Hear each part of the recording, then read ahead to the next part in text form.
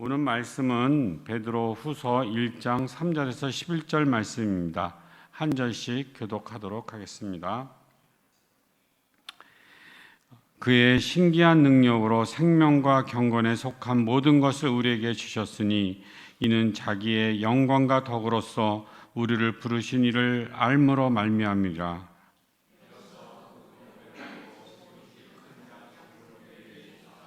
이 약속으로 말미암아 너희가 정욕 때문에 세상에서 썩어질 것을 피하여 신성한 성품에 참여하는 자가 되게 하려 하셨느니라. 그러므로 너희가 더욱 힘써 너희 믿음의 덕을, 덕의 지식을, 지식의 절제를, 절제의 인내를, 인내의 경건을, 경건의 형제 우애를, 형제 우애의 사랑을 더하라. 이런 것이 너희에게 있어 흡족한 즉 너희로 우리 예수 그리스도 알기에 게을리지 않고 열매 없는 자가 되지 않게 하려니와. 이런 것이 없는 자는 맹인이라 멀리 보지 못하고 그의 옛죄가 깨끗하게 된 것을 잊었느니라. 그러므로 형제들아 더욱 힘써 너희 부르심과 택하심을 굳게 하라. 너희가 이것을 행한즉 언제든지 실족하지 아니하리라. 같이 읽겠습니다. 이같이 하면 너희 주 곧 구주 예수 그리스도의 영원한 나라에 들어감을 넉넉히 너희에게 주시리라. 아멘. 본문 말씀으로 김건주 목사님께서 알면서 삶으로 네 번째 시간으로 하나님의 자녀됨을 누리며 살고 있습니까? 라는 제목으로 말씀해 주시겠습니다. 오늘 설교를 통해서 많은 은혜와 도전이 있길 바랍니다.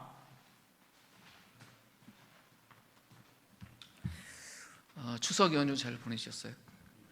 추석의 키워드는 다른 게 아니라 가족인 것 같습니다. 가족들하고 잘 지내셨습니까? 이 말씀이 부담이 되는 분들은 반성하십시오. 가족들하고 잘 지내는 것이 가장 영적으로 충만한 사람입니다.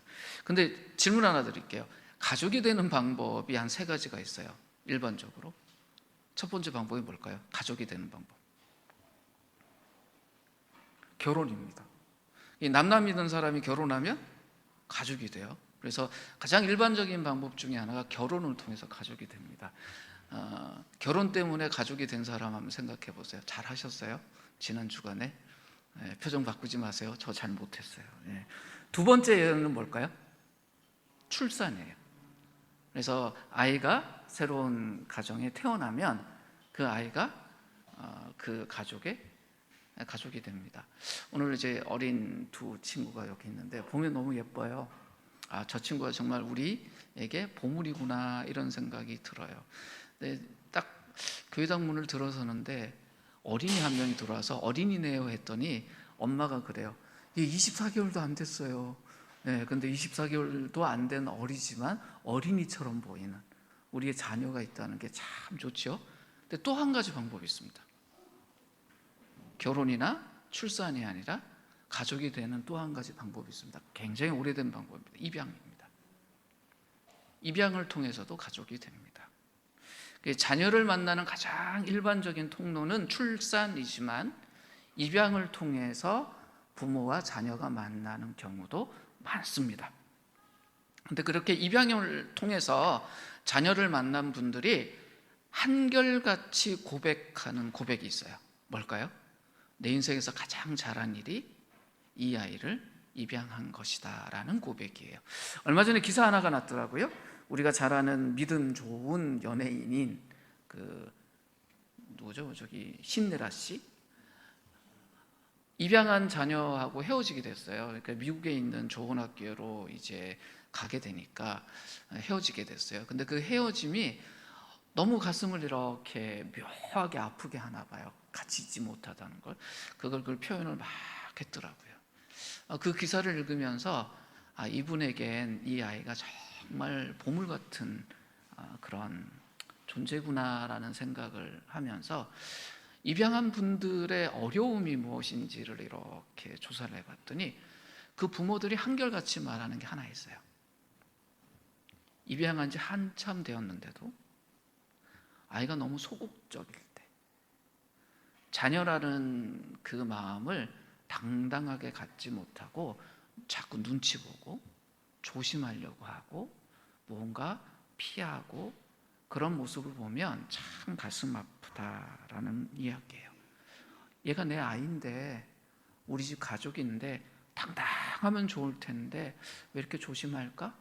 왜 이렇게 눈치 볼까? 그때가 가장 아프다는 거예요. 그 아이가 사고치고 뭐 대들고 이러는 것이 아니라 그렇게 의기소침하고 눈치 보고 그럴 때가 더 아팠다라고 이야기를 합니다. 오늘 제가 왜 이야기를 하냐면 오늘 말씀의 주제가 이거라서 그렇습니다. 오늘 주제가 뭐였죠? 하나님의 자녀됨을 누리며 살고 있습니까? 라는 겁니다. 우리가 하나님의 자녀예요. 근데 자녀면 그냥 자녀잖아요. 그건 존재 자체인데, 근데 자녀를 됨을 누리고 살고 있는가예요. 그러니까 오늘은 끝날 때 이 질문 앞에 본인들이 다시 한번 대답해 보셔야 됩니다. 오늘 주제가 뭐라고요? 하나님의 자녀됨을 누리고 살고 있는가요? 내가 누리고 있는가? 이것이 핵심이에요. 내가 하나님의 자녀됨을 알고 있느냐가 아니라 실제로 누리고 있느냐, 이것이 중요하다는 것이에요. 오늘 살펴볼 본문이 베드로후서 1장인데 굉장히 중요한 본문입니다. 기회가 되면 베드로 전후서로 한번 저희가 연결해서 말씀을 나누면 좋겠다 싶은데 오늘은 그 중에 한 부분을 볼 텐데, 특별히 3절 4절 말씀을 좀 천천히 한번 같이 읽겠습니다. PPT 띄워주셨는데요, 저기 같이 보고 천천히 같이 읽을까요? 읽겠습니다. 시작.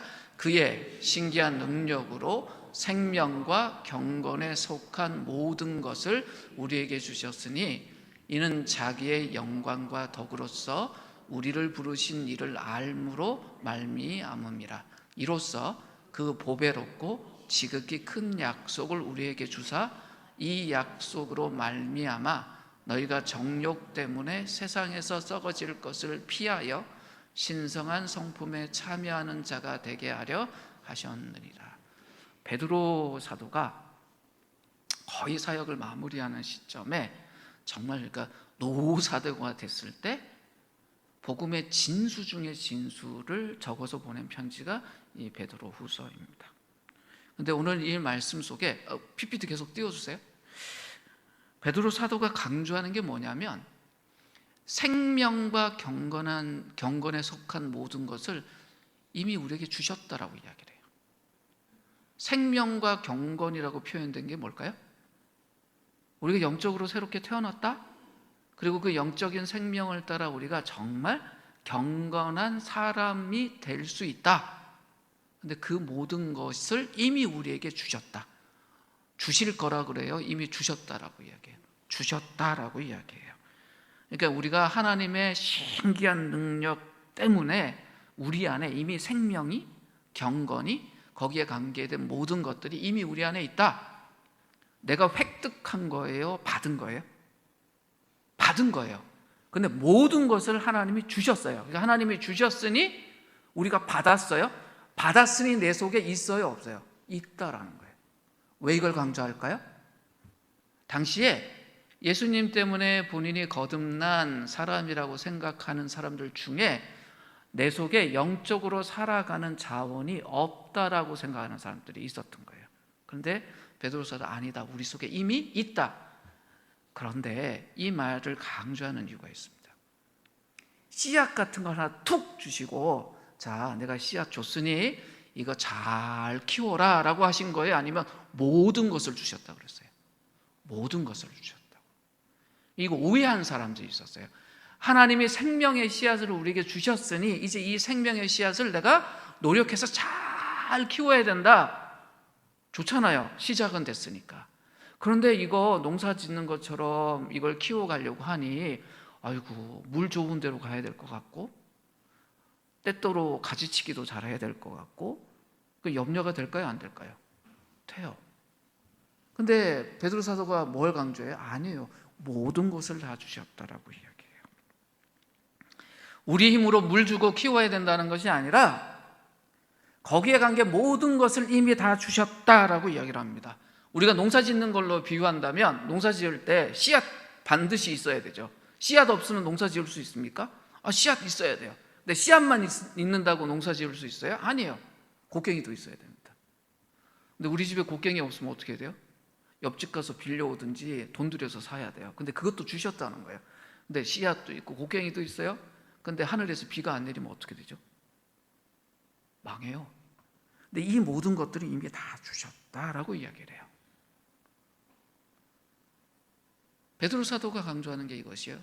근데 더불어 모든 것을 공급하셨다라고 말할 뿐만 아니라 약속도 하셨다라고 해요. 어떤 약속이요? 참 중요한 약속이라서 그 꾸며놨죠. 그 보배롭고 지극히 큰 약속. 근데 이 약속의 내용이 뭐냐?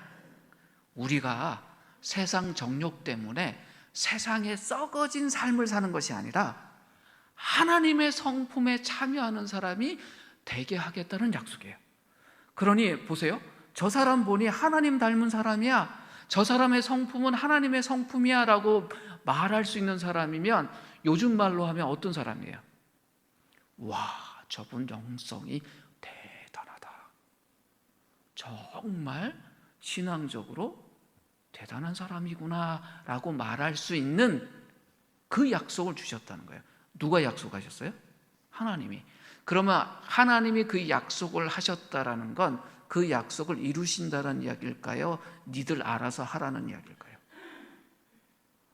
하나님이 이 약속을 우리에게 주셨다라는 것은 그 약속을 반드시 이루시겠다라는 이야기예요. 이 3절과 4절 말씀을 유진 피터슨이라는 신학자가 정리한 메시지 성경으로 한번 읽으려고 하는데 천천히 한번 같이 읽겠습니다. 굉장히 중요한 말씀입니다. 같이 읽겠습니다. 시작. 우리는 하나님을 기쁘시게 해드리는 삶에 어울리는 모든 것을 기적적으로 받았습니다.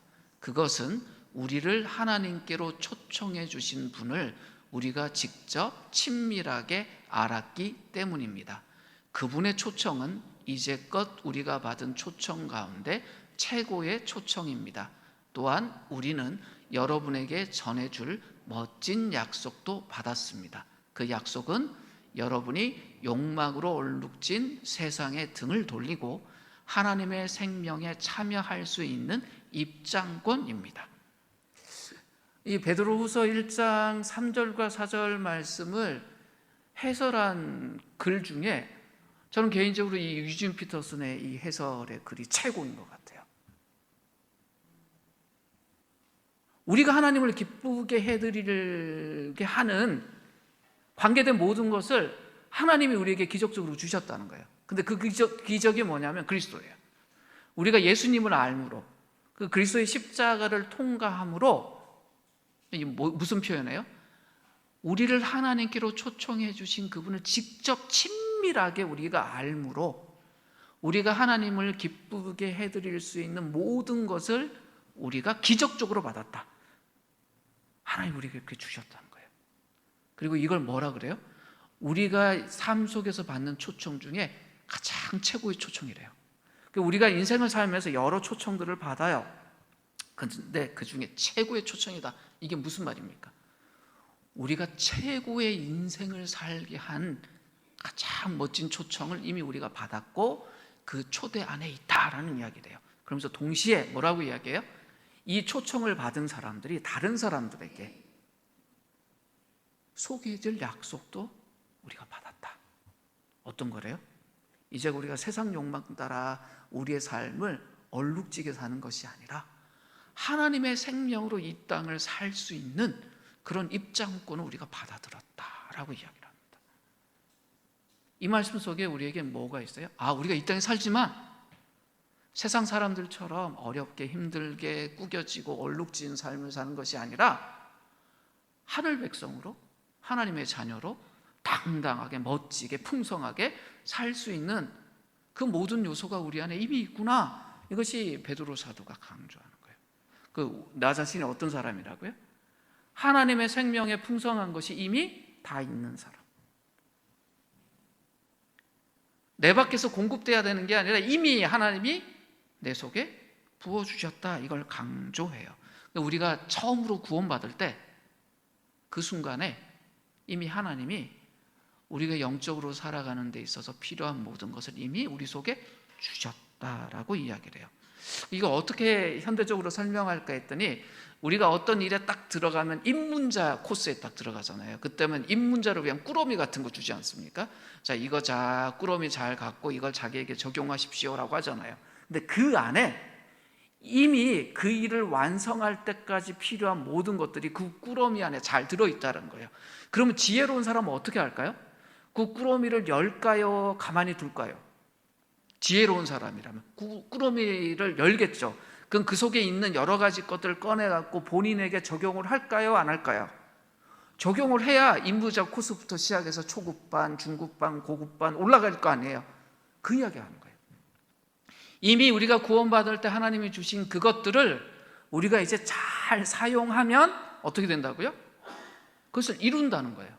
관계라는 것이 수직적인 관계가 있고 수평적인 관계가 있잖아요. 하나님과 우리 사이의 관계를 수직적인 관계라고 하고, 나 자신 그리고 나와 다른 타인, 나와 세상의 관계가 수평적 관계잖아요.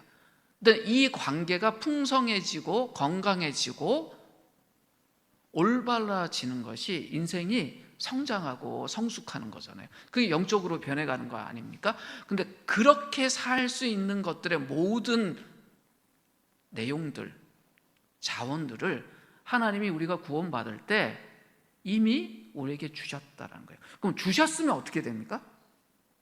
그걸 자꾸 사용해야 내게 되고 익숙해져요. 그걸 쓰지 않으면 어떻게 될까요? 분명히 내 것인데 내 것이 아닌 게 돼버려요. 저는 골프를 한 번도 쳐보지는 않았지만 그 골프 이렇게 이렇게 그 TV에 이렇게 해주면 보면 골프 하시는 분들을 보니까 짝대기가 하나가 아니더구만요. 짝대기라고 표현해서 죄송합니다. 뭐라 그래야 됩니까? 네? 하여튼 짝대기요. 네. 보니까 뭐 나무로 된 짝대기도 쓰고 뭐 쇠로 된 짝대기도 쓰는데 이거 칠 때 보니까 하나가 아니라 뭐 어떨 때는 3번, 뭐 어떨 때는 7번, 9번 저는 봐도 모르겠어요. 근데 그걸 자꾸 써본 사람들은 어때요? 이때는 뭐 써야 된다 알잖아요. 그런데 이제 처음 시작한 분이 짝대기 개수도 모르겠고 이게 뭐 하는지도 몰라서 하나만 들고 계속 쳤다고 합시다. 그럼 늘까요? 안 늘어요. 근데 자기 그 골프 백에는 뭐 짝대기 한 10개 있어요. 비싸고 좋은 거. 근데 안 쓰면 자기 게 됩니까? 안 됩니까? 안 돼요. 근데 익숙한 거 하나만 계속 써요. 좀 지나서 2개 써요. 다른 사람 7개, 8개 쓰는데 어떻게 됩니까? 그것이 정말 내 것이 되고 누리려면 서툴러도 자꾸 꺼내서 써야 돼요. 얘도 써보고 쟤도 써보고 그래야 어때요? 진짜 그게 내게 되고 늘어난다고요. 쓰지 않고 가만히 두면 내 거지만 내 게 아니에요. 하나님이 왜 주셨습니까? 가만히 간직하라고요? 아니요. 적극적으로 사용하라는 초대예요. 그래서 유진 피터슨이 뭐라고 말해요? 입장권이다. 입장했으면 어떻게 됩니까? 그 속에서 그걸 경험하고 누려야 돼요. 어색하더라도 내 것이 되도록. 구원은 그런 거예요. 구원 받았어요. 그럼 구원받은 삶이 내게 되려면 그 구원받은 삶을 누려야 돼요. 어색하더라도. 근데 혹시나 실수하면 어떡할까? 이런 거죠. 야, 이거 짝대기 100만 원짜리라는데 나 익숙하지 않은데 여기서 휘둘렀다가 부러지면 어떡하지? 뭐 이러면 그거 못 쓰고 모셔둘 거 아니에요. 그럼 그거 나하고 상관없는 게 돼버려요. 적극적으로 사용해야 됩니다. 바울 사도도 이런 이야기를 합니다. 바울 사도가 고린도 전서에서 영적 성장의 핵심 원리를 설명하는 말씀을 하는데 고린도 전서 3장 6절에서 7절 보면 바울이 이런 이야기를 해요. 고린도 교회를 향해서 하는 이야기예요. 나는 심었고 아볼로는 물을 주었습니다. 그러나 하나님께서 자라게 하셨습니다. 그러므로 심는 사람이나 물 주는 사람은 아무것도 아니요 자라게 하시는 분은 하나님이십니다. 성장케 하는 주체는 누구세요? 하나님이에요. 그런데 바울이 처음 이야기가 뭐예요? 나는 심었다. 아볼로라는 사람을 거명을 해요. 그는 물을 주었다. 만약에 고린도 교회 사역에 바울과 아볼로가 참여하지 않았으면 어떻게 됐을까요? 물 주는 사람, 심는 사람이 없었으면 고린도 교회 어떻게 됐을까요? 성장이 있었을까요? 없었을까요? 없었어요. 바울과 아볼로는 능동적으로 일한 사람입니다. 굉장히 적극적으로 일한 사람입니다. 이것이 영적 성장의 핵심이에요. 근데 열심히 했지만 궁극적으로 그 일을 이루신 분은 하나님이라고 고백해요. 그러니까 우리가 영적으로 성장하면서 내가 영적으로 성장하고 있는 건 하나님의 은혜구나, 하나님이 해주셨구나 우리가 고백을 해요. 근데 가만히 있어서 아니에요. 열심히 수고했기 때문에 물 주고 심어야 돼요. 이것이 성장의 핵심 원리예요. 하나님이 우리에게 주신 것을 열심히 사용하는 것. 열심히 사용하다 보면 실수할 수 있어요. 실패할 수 있어요. 그러나 상관없어요. 한번 열심히 수고했는데 실패했다. 그럼 그 실패를 만회하는 방법은 뭘까요? 성공할 때까지 열심히 하는 거예요. 그럼 하나님이 책임지신다는 것이 오늘 이야기예요. 오늘 베드로 사도도 그 이야기를 합니다. 하나님이 주신 능력, 그 약속에 의지해서 열심히 참여하라고 명령합니다. 5절에서 7절 말씀이 그거예요. 한번 띄워주시겠어요? 같이 한번 읽고 특별히 색깔이 다른 부분은 다시 한번 더 읽겠습니다. 처음부터 끝까지 한번 읽을까요? 읽겠습니다. 그러므로 너희가 더욱 힘써 너희 믿음의 덕을, 덕의 지식을, 지식의 절제를, 절제의 인내를, 인내의 경건을, 경건의 형제 우애를, 형제 우애의 사랑을 더하라 라고 하잖아요. 근데 색깔만 달리한 부분을 보면 그러므로 너희가 더욱 힘써 더하라 그래요. 가만히 있으래요? 열심히 사용하래요? 열심히 사용하래요. 근데 이 목록을 보시면 믿음 위에 덕을 쌓고 덕 위에 지식을 쌓고 지식 위에 절제를 쌓고 절제 위에 인내를 쌓고 인내 위에 경건을 쌓고 경건 위에 형제 우애를 쌓고 형제 우애 위에 사랑을 더한 사람 어떤 사람이에요? 이 사람이 영적으로 성숙한 사람이에요. 멋지잖아요. 이야, 믿음 좋고 덕을 행하고 거기에 절제도 하고 인내도 하고 형제 우애도 좋고 이게 성도 간에 또 사랑도 있고 그런 사람이 있으면 어떡할까요? 옆에 친하게 지내야 돼요. 정말 영적인 사람이에요. 참 멋있는 사람이에요. 이런 분들, 이런 사람들이 있으면 그 사람이 정말 영적인 사람이구나 라고 말할 수 있죠. 근데 생각해 보세요. 이렇게 사는 게 쉬울까요? 어려울까요? 우리 현실적으로 송근사님 고개를 옆으로 흔드셨어요. 이게 사실 우리가 현실적으로 솔직한 고백이죠. 우리 믿음이 어때요? 자주 넘어져요. 덕을 행할 때도 있지만 분을 행할 때가 많아요. 사람들 관계 속에서 내가 그 사람에게 덕을 끼치도 있지만 막 그럴 때가 있어요. 우리 지식은 어때요? 오류가 꽤 많아요. 특별히 요즘 시절에는 유튜브인가요? 그놈 통해서 온갖 절제되지 못한 지식들이 막 몰려오는데 분별력 없으면 어떻게 돼요? 꿀꺽 삼켜버려요. 그래서 우리가 갖고 있는 나를 만들고 있는 지식 안에 순전한 지식만 있는 것이 아니라 오류가 있어요. 절제는요, 작십삼일을 반복해요. 이거 하지 말아야지 하는데 3일차 되면 스물스물 하고 있어요. 저거 해야지 그러는데 잘 안 돼요. 제가 열심히 걸어야지 그랬거든요. 근데 오늘 아침에도 실패했어요. 청계산 입구역에 딱 내렸는데 늘 가던 쪽으로 딱 갔는데 이렇게 에스컬레이터 점검 중 적혀 있어요. 그럼 그 옆에 있는 계단을 올라가면 되잖아요. 근데 올라오기 싫어서 꾹 저쪽에 가면 에스컬레이터 있을 거라고 알고 삥 돌아가서 에스컬레이터 타고 오면서 아우 좋다 그러는데 뒤에서 이야기를 하는 거예요. 너 걷기로 했지 않니? 아니 이러면서 올라오고 있어요. 이게 우리예요. 인내는요, 하루를 넘기지 못할 때가 많아요. 우애를 나누고 사랑하다가도 다투고 비난하고 외면할 때가 있죠. 왜 이렇게 실패할까요? 우리가 현실 안에서 정말 이렇게 살고 싶은데 하면서도 그렇게 되지 않는 이유가 뭘까요? 아마 상황에 따라서, 개인의 특성에 따라서, 또 내가 어떤 사람과 관계하느냐에 따라서 때때로 여러 가지 모습으로 실패할 수밖에 없는 이유들이 발견이 될 겁니다. 다 실제적인 거예요.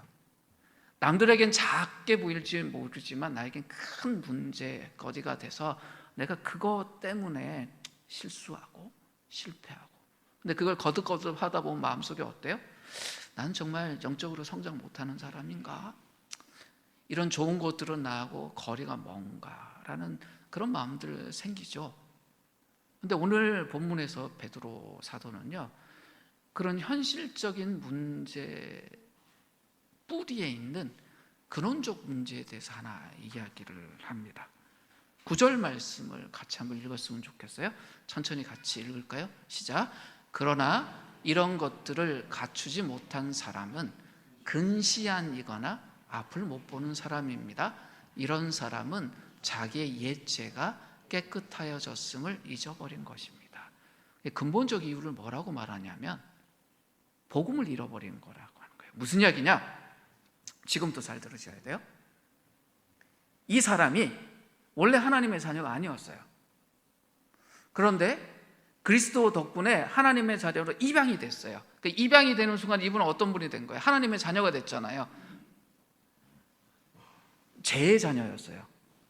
그런데 하나님의 자녀가 됐어요. 하나님의 자녀가 되는 순간 하나님이 자녀인 이 사람을 어떤 존재로 만드셨다고요? 생명과 경건에 관계된 모든 것을 그 사람에게 이미 주셨다. 또 이 사람이 세상을 따라서 그렇게 얼룩진 인생을 사는 것이 아니라 하나님 닮는, 하나님 신의 성품에 참여하는 사람이 되도록 약속해 주셨다. 이게 복음이었잖아요. 근데 그걸 잊어버렸다는 거예요. 잊어버리니 어떻게 했어요? 삶 속에서 자기 힘으로 그걸 하려고 하다가 실패하고 하니 근시안이 돼요. 어때요? 이제 곧 세상 망할 텐데, 망한 거라 모든 것인데 이런 건 내가 붙들고 아둥마둥 해봐야 뭐해? 그냥 남아있는 시간 그냥 대충 살다가 천국 가면 되지. 아니면 눈이 아예 멀어버렸대요. 어떤 거예요? 영적인 감각을 잃어버리고 그냥 나는 원래 이래, 내가 노력한다고 뭐 되겠어. 근데 어떻게 이야기를 해요? 우리가 그런 존재가 아니다. 우리를 그렇게 만들던 옛죄가 이미 나에게서 떠나갔다. 근데 그걸 왜 잊어버렸냐라고 이야기를 해요. 우리가 정말 풍성한 삶을 살려면, 행복한 삶을 살려면, 하나님 닮은 사람으로서 영적인 삶을 살려면 우리에게 두 가지 기초가 필요해요. 오늘 말씀의 핵심은 이거예요. 좀 어려운 말이에요. 하나는 수동적 의. 수동적이란 말이 우리가 별로 좋아하는 말은 아니잖아요. 우리는 능동적이고 적극적이라는 걸 좋아하는데 우리 삶의 기초는요, 수동적 의예요. 또 하나는 양자됨이에요. 양자가 뭐예요? 입양됐을 때 양자됐다고 하잖아요. 이 두 가지를 좀 어렵지만 집중해서 좀 들으셨으면 합니다. 지난주에 우리가 어떤 이야기를 했냐면 우리 삶 속에서 십자가를 축소시켜버리는 두 가지가 있다고 그랬어요. 그게 하나가 위선이고 하나가 횡이라고 했습니다. 위선이 뭐예요? 자기 자신보다 자기를 훨씬 좋게 만들려는, 실제의 지금의 내가 아니라 훨씬 내가 괜찮은 사람이라고 만드는 것을 위선이라고 했어요. 내가 하나님에게도 다른 사람에게도 좋게 보이고 싶은 거예요. 근데 좋게 보이려니 내가 봤더니 좀 부족한 게 있어요. 부족한 걸 뭘로 메꿔요? 위선으로 메꾸는 거예요. 행위는 뭐예요? 내가 어떤 기준에 이루고 싶어요. 그러려면 뭔가 내가 자꾸 채워가야 된다고 생각하는 거예요. 그러다 보니 이 행위와 위선이 어떤 문제를 생기냐? 그 일을 이미 이룬, 우리 속에 이미 있는 그 십자가의 크기를 점점 쭈그러뜨렸다. 그것을 지난주에 나눴습니다. 근데 이거 왜 이러냐? 그것이 인간의 죄성이에요. 죄성이란 말을 어떻게 이해하세요? 죄라는 말을 어떻게 이해하세요? 내가 주인인 것이 죄예요. 하나님이 주인이 아니라 내가 주인인 게 죄예요. 그러니까 하나님 중심으로 살던 원래 인간이 아담의 타락과 함께 자기 중심으로 변해버린 게 죄예요. 그러니까 어때요? 내 중심이 되니 이 일을 이루는 것도 내가 하겠다라고 생각하는 거예요. 그러니까 위선하게 되고 행위를 통해서, 내가 한 행위를 통해서 거기 이르려고 하는 거죠. 근데 성경은, 복음은 그게 아니다라고 말해요. 우리가 괜찮다, 좋다, 의롭다라고 하게 된 건 내가 능동적으로 그 일을 이뤄낸 것이 아니라 하나님이 나를 그렇게 만들어 주셨다. 그러니까 수동적 의라고 표현하는 거예요. 그 수동적 의라는 말의 의미가 뭐냐면 하나님이 나를 용서하셨다. 내가 그분이 가는데 싹싹 비니까 하나님이 그래 봐줄게 한 것이 아니라 그분이 나를 용서해 주셨다. 적극적으로 하나님이 용서해 주셨다라는 것과 동시에 그리스도가 우리를 죄인에서 의인으로 바꾸기 위해서 십자가에서 돌아가셨잖아요. 이거는 예수님의 능동적인 행동이었잖아요. 그분이 이룬 의를 능동적 의라고 해요. 예수님이 그 의를 이루신 걸 우리에게 덧입혀 주셨다. 그러니까 우리는 수동적이에요. 예수님의 옷을 우리에게 입혀주셨다. 근데 우리는 입힘을 받았잖아요. 그리고 나니 우리 겉에 뭐가 있어요? 그리스도의 의라는 옷이 입혀져 있잖아요. 근데 그 능동적 의를 우리가 수동적으로 입고 나니 하나님이 우리를 볼 때 우리를 어떻게 봐요? 그리스도의 옷 안에 있는 우리를 보니 우리가 의로운 사람으로 보인다는 거예요. 이게 수동적 의예요. 우리가 한 일이 있어요? 없어요? 없어요. 그냥 하나님이 입혀주시는 그리스도의 옷을 입은 것밖에 없어요. 그래서 표현을 어떻게 하냐? 수동적 의라고 표현해요. 이것을 로마서에서 바울서도 강조해요. 로마서 3장 21절 22절 말씀을 한번 천천히 같이 읽겠습니다. 잘 이해하셔야 돼요. 시작. 그러나 지금은 율법과 관계없이 하나님에게 의롭다는 인정을 받을 수 있는 길이 열렸습니다. 그것은 율법과 예언자들에 의해서 증거된 것입니다. 예수 그리스도를 믿는 사람이면 누구나 차별 없이 하나님께서 의롭다라는 인정을 받습니다. 보세요. 율법과 예언자들이 계속 강조한 게 뭐예요? 하나님이 우리를 그렇게 하신다. 그래서 그 그리스도가 우리를 그렇게 했다, 그렇게 하셨다라는 걸 믿음으로 받아들여라. 그러면 누구나 차별 없이 어떻게 된다고요? 하나님이 인정하신다. 무슨 말입니까? 우리가 하나님의 자녀로 입양이 됐어요. 그러면 입양된 그날부터 하나님의 자녀예요, 아니에요? 자녀잖아요. 근데 내가 하나님의 자녀라고 인정받기 위해서 아버지 앞에서 굳이 애쓸 필요 있어요, 없어요? 없단 말이에요. 그런데 우리는요, 인정받으려고요. 마치 드라마 속에 있는 주인공 같아요. 아버지가 정말 거대한 재벌의 엄청난 회장님인데 그분에게 인정을 받아야 회사 하나라도 받을 것 같고, 만약에 행동 제대로 못하면 쫓겨날 것 같은 기분에. 그게 어때요? 맨날 살얼음판 걷듯이 사는 거죠. 세상의 드라마들이 그런 게 너무 많으니까 그게 우리 틀이 돼서 어때요? 진짜 부모님 앞에서도 어때요? 조심. 내가 뭐라도 잘해야 뭐라도 생길 텐데, 안 그러면 쫓겨날 텐데. 그 틀로 자기 자신을 자꾸 보게 되는 거예요. 근데 그러지 마라라고 이야기를 합니다.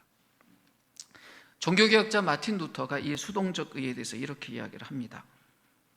그것은 우리가 노력해서 얻은 것이 아니기에 수동적 의라고 부른다.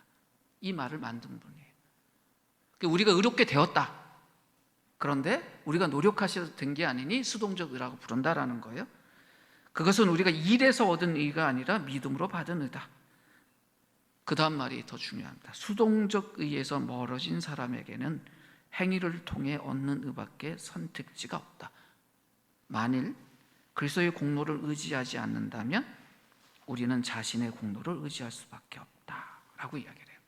자기가 뭔가 자꾸 이루려고 하면 어쩔 수 없이 그리스도가 하신 일을 작게 만들어 버린다는 거예요.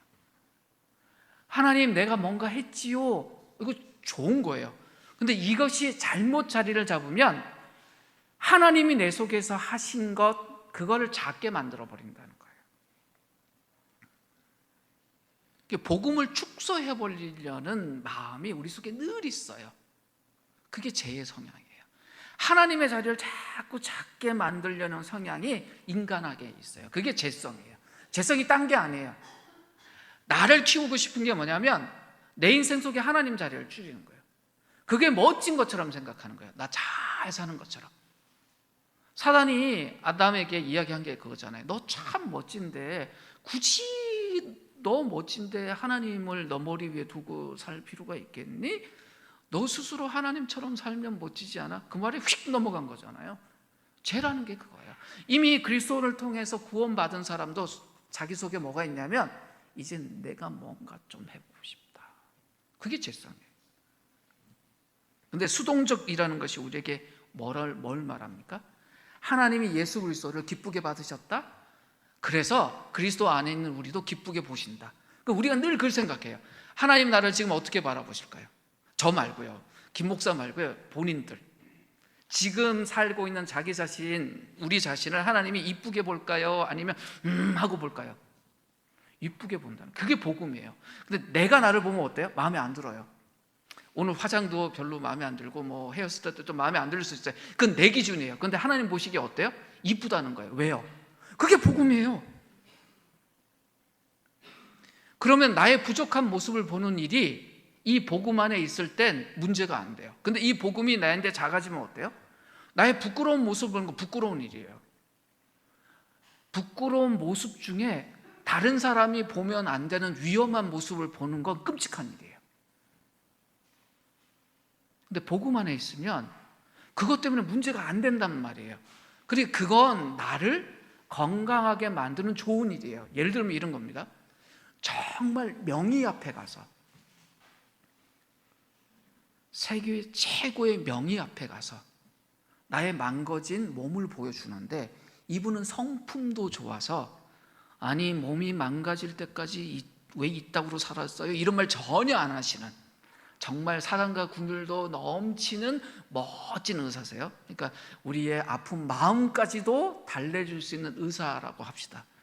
그분 앞에 내게 망가진 몸을 보여주는 건 창피하지 않죠. 오히려 내가 살 수 있는 길이잖아요. 그런데 의사는 의사인데 정말 실력은 없고 진단은 잘하는데 쌍욕에 가까운 그런 말을 하는 분이 있다. 이건 이제 상상입니다. 그런 분 앞에 갔을 땐 아픈 척 할까요? 아니면 건강한 척 할까요? 건강한 척해요. 왜? 내가 부족한 건 알지만 부족한 건 지적받는 게 싫어요. 그런데 그 앞에 있는 분은 나를 지적하는 것이 아니라 살려준다고 하면 날 드러나는 것은 좋은 일이 돼요. 복음 앞에 있을 때 우리가 이렇게 나의 부족한 면, 망가진 면, 그런 것을 노출하는 것이 좋은 일이 됩니다. 그러나 복음을 떠나고 나면 어떻게 돼요? 나 괜찮은 사람이라고 입증하고 살아야 돼요. 옆에 있는 사람이 나를 환자처럼 보는 거 기분 좋겠어요? 좋지 않아요. 부족한 사람으로 보고 자꾸 그렇게 보면 열받아요. 너하고 나하고 뭔 차이가 있는데, 이런 마음 들어요.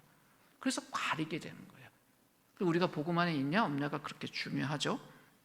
양자됨이란 말이 뭡니까? 하나님이 예수님 때문에 우리를 자녀로 받아주셨다는 거예요. 받아주실 거라고 해요? 받아주셨다라고 해요? 이미 받아주셨다. 그러면 이 양자됨이란 말이 우리에게 강조하는 게 뭘까요? 자녀됨을 누리고 살라는 거예요. 근데 내가 양자로 이 집에 들어온 지 하루밖에 안 됐네요. 아이고, 추석 때 모였는데 이 집에 무슨 그 가풍이 있는데 내가 알아요? 몰라요? 몰라요. 근데 내가 편하게 하다 보니 가풍 반대로 갔네요. 그럼 어때요? 눈치 보이잖아요. 근데 내 이 집의 아들이에요? 아니에요? 이미 아들이잖아요. 그럼 문제가 될까요? 안 될까요? 안 돼요. 근데 나만 눈치 봐요. 눈치 보래요? 보지 말래요? 보지 말라는 거예요. 바울 사도가 이것도 강조합니다. 로마서 8장 15절 16절에 보면 이런 이야기를 합니다. 같이 읽을까요? 시작. 너희는 다시 무서워하는 종의 영을 받지 아니하고 양자의 영을 받았으므로 우리가 아빠 아버지라고 부르짖느니라. 성령이 친히 우리의 영과 더불어 우리가 하나님의 자녀인 것을 증언하시니라. 이게 무슨 말이냐면 이런 거예요. 우리가 하나님의 집에 있는데 아직도 청직이나 종의 신분 같아서 하나님의 일을 잘해야 되겠다 생각하니 실수 안 하려고 무서워한다는 거예요. 근데 우리가 뭐예요? 아들과 딸이에요. 그러면 아빠 하고 부르고 살면 되잖아요. 근데 이것을 성령님이 우리에게 알게 하기 위해서 노력하고 계시다는 거예요. 너 하나님의 딸이야. 하나님의 아들이야. 그걸 자꾸 우리 속에서 우리에게 알려주시는 것이 성령님의 중요한 사역 중에 하나예요. 어떨 때 그럴까요? 내가 하나님의 자녀답지 못한 행동을 턱해서 걱정할 때 성령이 우리에게 뭐라 그럴까요? 야, 그것 때문에 그러지 마. 너 하나님의 딸이야. 하나님의 자녀야. 성령님이 주요하신 사역이 그거예요. 그런데 우리가 수동적 의해서 자꾸 떠나려고 하잖아요. 하나님 이렇게 나를 의롭게 만들어서 주신 거 좋은데 그래도 내가 어려운 걸 뭐라도 하나 해야 되니까 내가 한번 해볼게 하고 자꾸 자리를 떠나는 것처럼 양자됨의 자리에서 자꾸 떠나요. 그런데 문제가 있습니다. 내가 이미 하나님의 자녀가 완전하게 되었다라는 것에서 떠나는 순간 우린 고아처럼 살아요. 부모 없는 사람처럼 산다는 거예요. 부모 슬하에 있는데도. 왕자와 거지라는 그 예전에 그 소설도 있었던 것처럼 고아처럼 사는 거예요. 어떻게 해요? 하나님 사랑에 의지하는 것이 아니라 내가 이 집에 와 있는데 저 아버지에게 뭔가 내가 인정받을 만한 좋은 행동을 좀 해야 되겠다라고 생각해서 그런 행동했을 때는 그 행동을 들고 아버지께 멋지게 나가겠지만 자기가 뭔가 실수하면 어떻게 돼요? 아버지의 눈으로부터 자기를 피하고 싶은 그런 의식들이 생겨버린다는 거예요. 고아의 사고방식이 우리를 지배할 수 있다는 겁니다. 이러지 않으려면 어떻게 됩니까? 내가 하나님의 자녀가 되었다라는, 내가 하나님의 자녀로 완전히 입양되었다라는 것을 딱 붙들고 있어야 돼요. 오늘 나눠드린 노란색으로 된 그 설교안이 있었죠. 거기 보면 중간에 자기 평가하는 란이 있습니다. 오늘 이제 핵심이 이겁니다. 미리 하신 분들이 있으면 잘못하신 거예요. 이거 유심히 보세요. 저를 보지 마시고 이거 보시면 한쪽에는 고아라고 돼 있고 한쪽은 자녀라고 돼 있잖아요. 보이세요? 둘 중에 하나 선택하시는 게 아니에요. 그러니까 고아 쪽이냐 자녀 쪽이냐 선택하시는 거예요. 잘못하시는 거예요. 처음에는 고아 쪽을 딱 보세요. 그거를 위에서부터 아래쪽으로 쭉 보시면서 이건 나인데 해당되는 것 같다 현재. 그러면은 거기다 옆에다 표시하는 거예요. 표시하시면서 특별히 내가 이렇게 표시하게 된 핵심적인 내용이 있으면 거기다 뭐 줄을 쳐놓으시는 거예요. 그러니까 고아 쪽에. 이해되셨어요? 그게 끝나시면 자녀 쪽을 보셔서 위에서부터 쭉 내려오는데 나 이랬으면 좋겠다. 이건 정말 나 이랬으면 좋겠다. 이해되셨죠? 다시 저를 좀 봐주세요. 제일 위에 고아 자녀 있다고 고아냐 자녀냐 이렇게 하시는 거 아니라고요. 그러니까 고아 쪽을 쭉 보시면서 이거는 나의 현재 모습일 수 있어. 나 이런 것 같아. 그럼 이거 체크하시고 그리고 체크한 이유가 되는 것들에 표시해 보시는 거예요. 시간을 한 3분 드릴 테니까 이 두 개를 다 이렇게 보시면서 하시는데 댁에 가셔서 깊이 하실 수 있으니까 지금은 쭉 보시다 보면 이건 내 거 맞네, 이건 내 거 아닌 것 같아 하면 넘어가셔도 돼요. 그러니까 고아 쪽을 먼저 하시는 거예요. 읽어보시면서 이건 나인데 해당되는 것 같다 현재, 이건 자주 나인데 나타나는 현상 같다 그러면 체크하세요. 그거 끝나시면 자녀 쪽을 위에서부터 밑에까지 쭉 보시면서 내가 이런 모습이면 좋겠다라고 생각나시는 것들 체크하시는 거예요. 자, 지금 한번 해보시죠.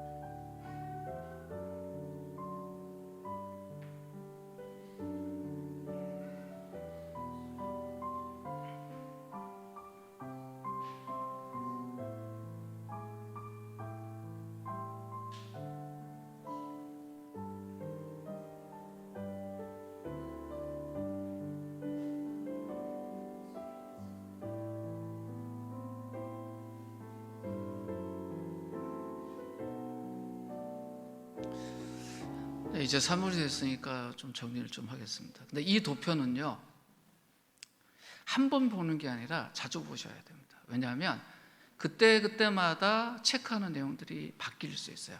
그래서 자기 점검, 자기 평가하는 도표예요. 제가 만든 게 아니고요, 이렇게 평가하는 표가 있습니다.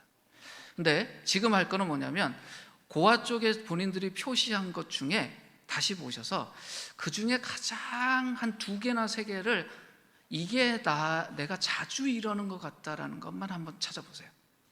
요즘은 그런 거죠. 발표 안 할 거니까 고아 쪽에 내가 표시를 했는데 요거는 정말 내가 자주 그러는 것 같다. 요즘 그거 딱 찾으셨어요? 그걸 찾으셔야 돼요. 찾은 다음에 생각을 해보세요. 그거 가지고 내가 이런 식으로 생각하는 경향이 있다면 내가 지금 선택한 것, 그것이 나랑 하나님의 관계 속에 어떤 영향을 미칠까 한번 생각해 보세요. 그것만, 지금 표시한 것만 가지고. 그리고 그것 때문에 내가 다른 사람들하고 관계를 맺을 때 어떤 영향을 줄까 한번 생각해 보세요. 이게 사람마다 좀 달라요.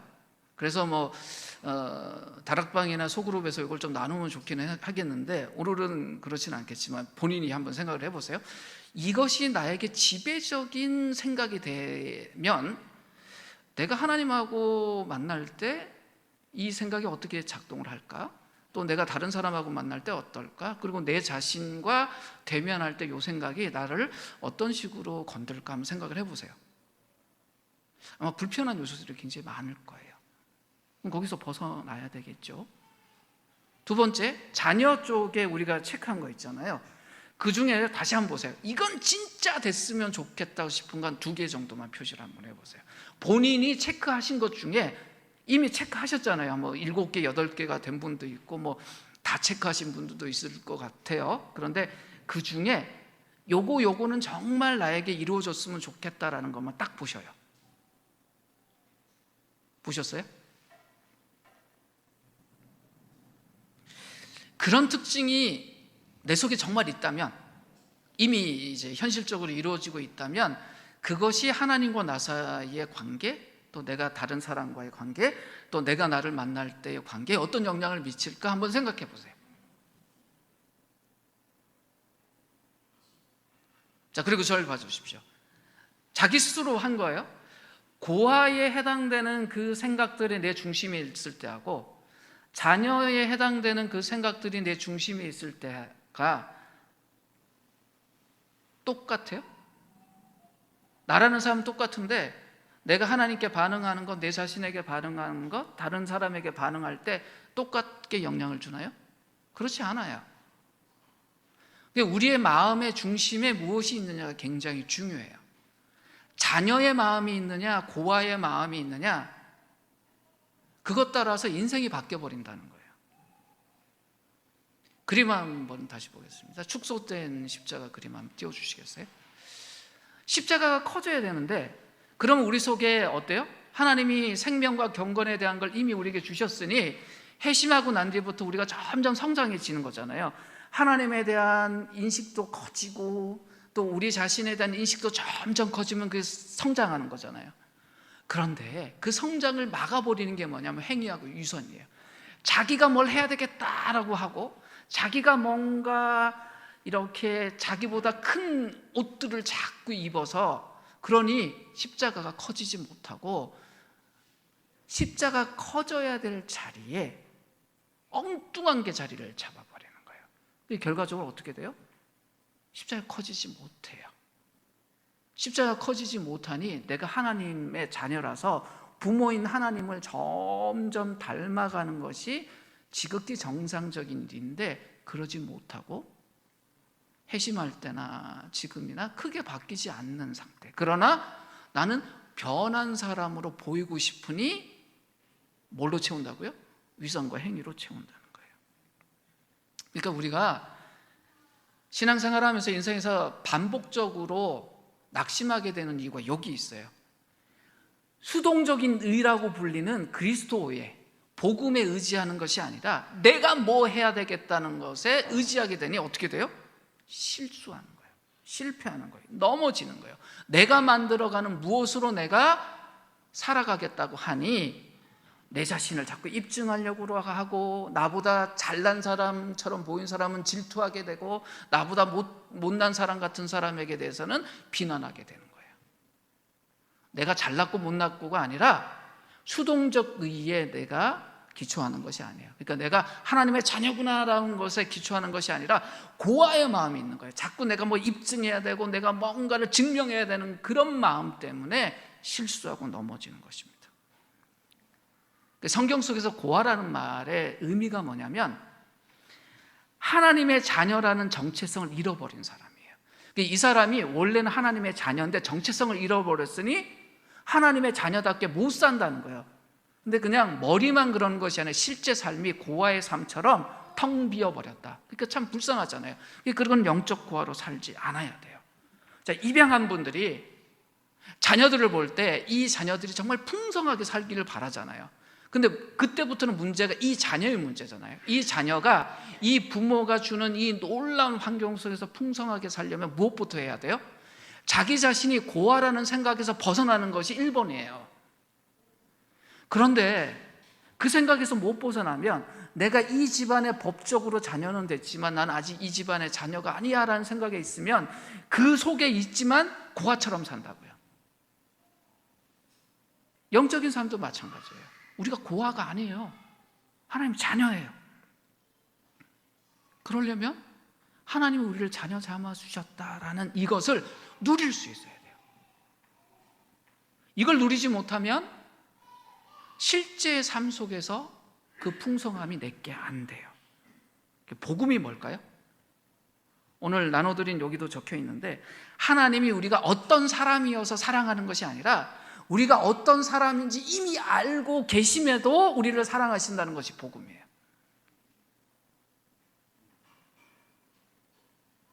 근데 사람들은 어때요?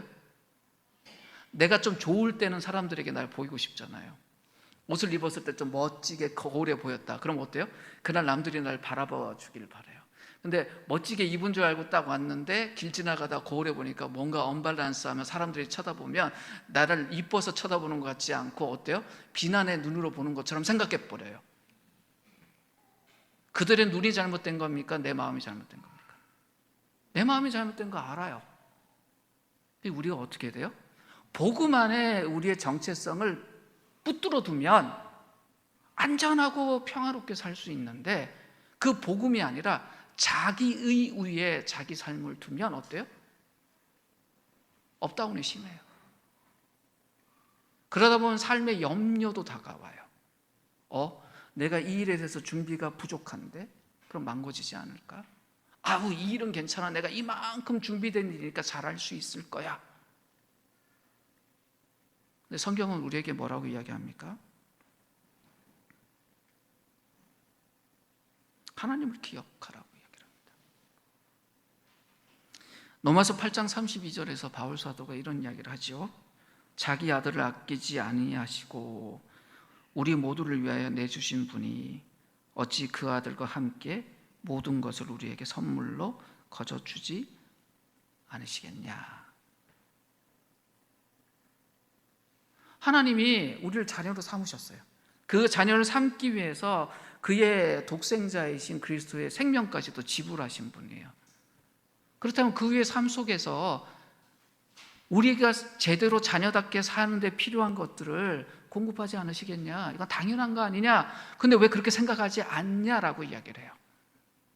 근데 이 지극히 좋은 것, 당연한 것, 너무 멋진 것들을 사람들이 자기 것으로 다 참지 않으려고 해요. 그게 이 재성을 가진 사람들의 특징이에요. 그래서 다시 누토의 이야기로 돌아가겠습니다. 누토가 세상에서 가장 중요한 것이 무엇이라고 말했냐면 이렇게 말했습니다. 우리에게 가장 필요한 것은 우리가 복음을 잘 이해하고 그것을 다른 사람에게 가르쳐서 끊임없이 그들의 머리에 채워넣는 것이다 라고 이야기를 했어요. 하나님의 복음을 자기 자신도 알고 다른 사람에게 전하면서 자기 머리와 다른 사람들의 머릿속에 집어넣는 것이 인생의 가장 중요한 거라고 이야기했어요. 끊임없이 머리에 집어넣어야 된다.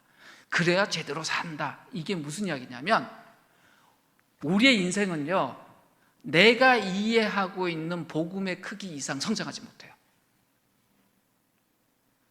내 인생이 지금보다 훨씬 좋은 인생이 되고 성장하기를 원하면 복음에 대한 이해를 키우면 돼요. 하나님이 나에게 어떤 분이고 하나님이 나에게 어떤 일을 하셨고 무엇을 하실 건지에 대해서 알려주신 그 복음, 그 놀라운 복음을 더 많이 이해하고 나에게 적용하면 나의 인생이 바뀐다는 거예요. 복음을 가장 먼저 선포해야 되는 대상이 누구일까요?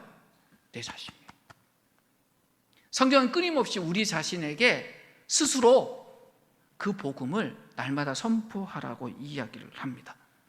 산소 마시지 않고 우리 살 수 없잖아요. 근데 1초 전에 산소 마셨다고 1초 후에 산소 안 마셔요? 지금 우리 오전에 산소를 충분히 마셨으니 오후에 안 마실까요? 그럼 어떻게 됩니까?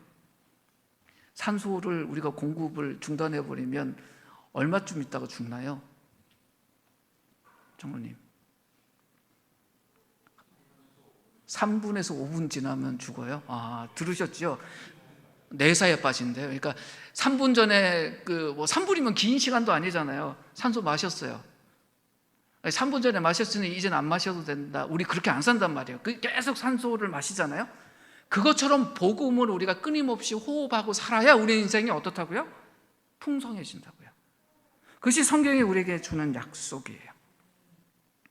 오늘 본문에서 베드로 사도가 그걸 교훈합니다. 그 말씀을 마지막으로 읽고 우리가 오늘 말씀 마무리하고 기도하려고 하는데 천천히 한번 같이 읽겠습니다. 시작. 그러므로 형제들아 더욱 힘써 너희 부르심과 택하심을 굳게 하라.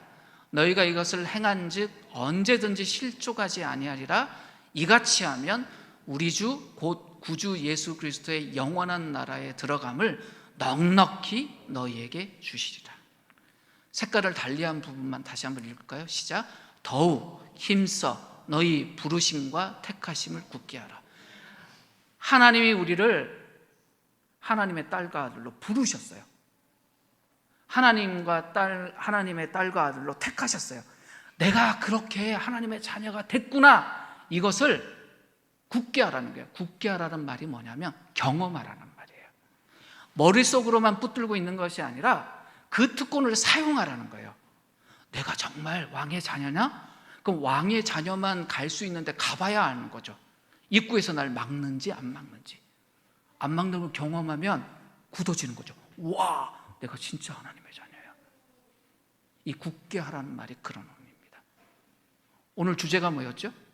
하나님의 자녀됨을 누리며 살고 있습니까? 스스로에게 물어야 돼요. 내가 얼만큼 하나님의 자녀됨을 누리고 살고 있는지. 우리 목표가 뭘까요? 이미 하나님의 자녀이니 그 자녀됨을 누리고 살자.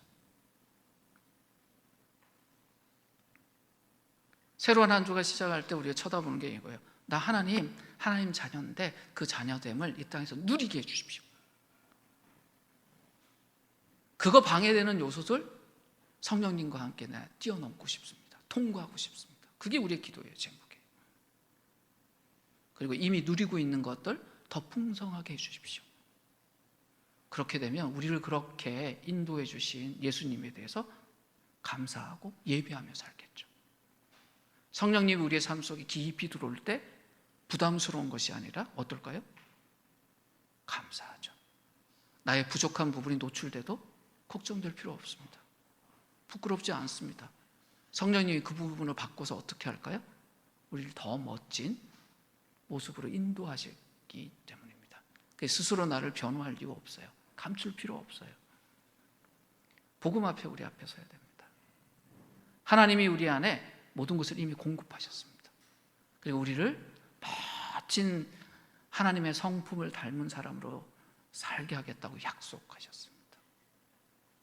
그 눈으로 우리 자신을 보고 또 함께하는 우리의 동료들을 보고 하나님 앞에 예배하며 이 땅을 살았으면 좋겠습니다.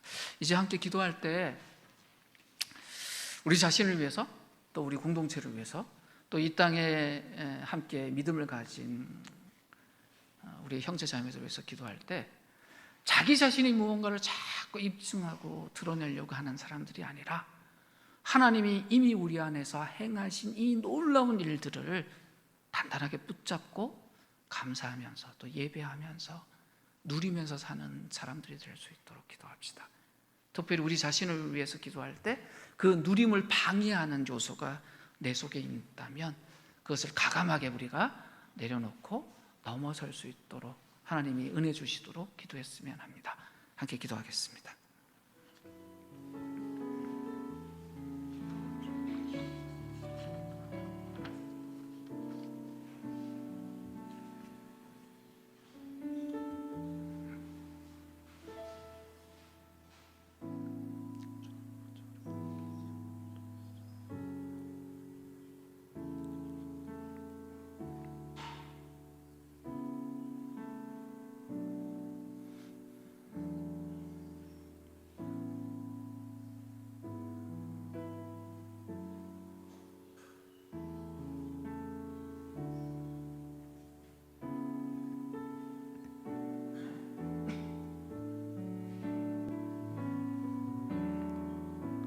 하나님, 이미 하나님의 그 놀라우신 사랑으로 인해 하나님의 자녀된 우리가